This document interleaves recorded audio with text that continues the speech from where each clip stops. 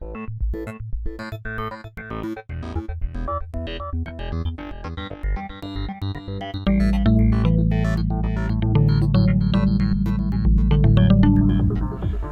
welcome to INF313 Introduction to Computational Reasoning. My name's Dan Ryan. I'm a professor at the Faculty of Information at the University of Toronto. So, what is computational thinking? What is computational reasoning? Well, on the one hand, it's defined as a style of thinking that facilitates the discovery and expression of solutions that can be implemented on automatic computing machines. On the other hand, the term refers to a set of concrete tools and cognitive moves, if you will, that are things you learn in computer science, but that are actually super useful in all kinds of situations faced by modern problem solvers. In fact, that's the major premise of the course, that in computer science, you learn habits of mind, conceptual toolkits, and approaches to problem solving that are highly translatable to other fields, disciplines, and lines of work. The course will make connections between computer science and ideas you've learned in other contexts, and in everyday life for that matter.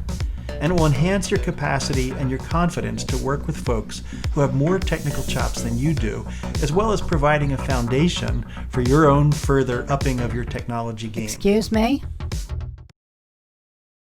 The student for whom the course was designed is a budding thinker who works or will work in or near digital technologies. That is, everybody. She has training in the humanities, the social sciences, or perhaps the natural sciences that can be leveraged by focusing on continuities between those fields and computer science. So where will we go on this journey? A really important problem at the intersection of technology and society is the AI alignment problem. How can we ensure that artificial intelligences that we build pursue goals that are compatible with what humans want? To do the same thing. If you want unlimited intelligence, you have to solve value alignment. So my claim is that in the future, we will be able to design super intelligent machines that do exactly what they're supposed to do, which is to support greater realization of human values. And I think this is maybe the most important conversation that we can have over the next 50 years. Thank you. Our goal is getting to the point where we're able to converse confidently and competently about things like that. We'll structure the course as a learning journey from wherever you are to that goal. We'll start with foundations. At our first stop, we'll learn to think slowly so we can master the discipline of problem solving by stepwise refinement, the magic of the black box, and the power of pseudocode. Our second stop will be to learn the art of the flowchart, to track our slow, logical thought, and to build the reflex of modularity.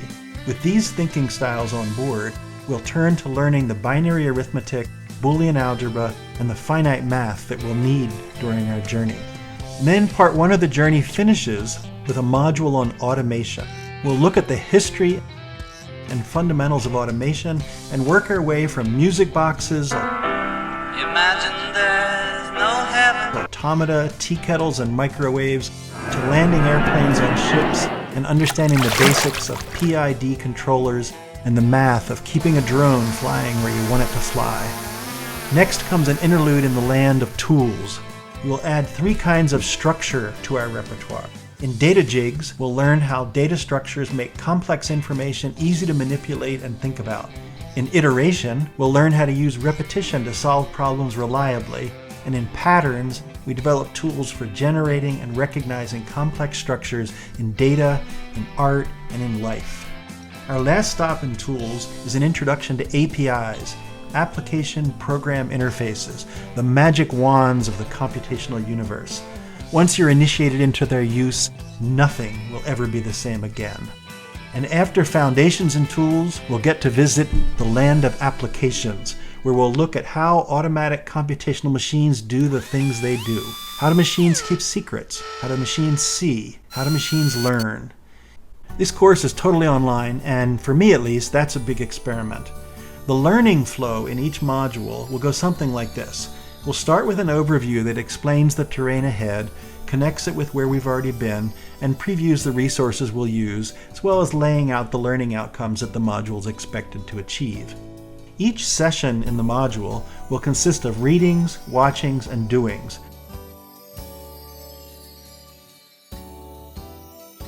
One last thing, the question everybody asks, do we need to know how to code already? Will we learn how to code? Well, no and yes. The course has no expectations that you've ever coded before. We will learn styles of thinking that underlie coding in any language, and we'll learn a bit of JavaScript. Not enough to say that we're JavaScript coders, but enough for you to become one with a little bit of further study. So that's about it.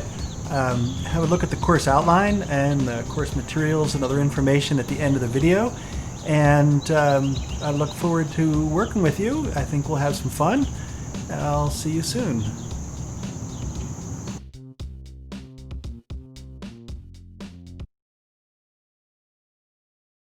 A quick note about me. As I said, I'm a professor at the Faculty of Information, where I teach courses in human-centered design as well as computational thinking.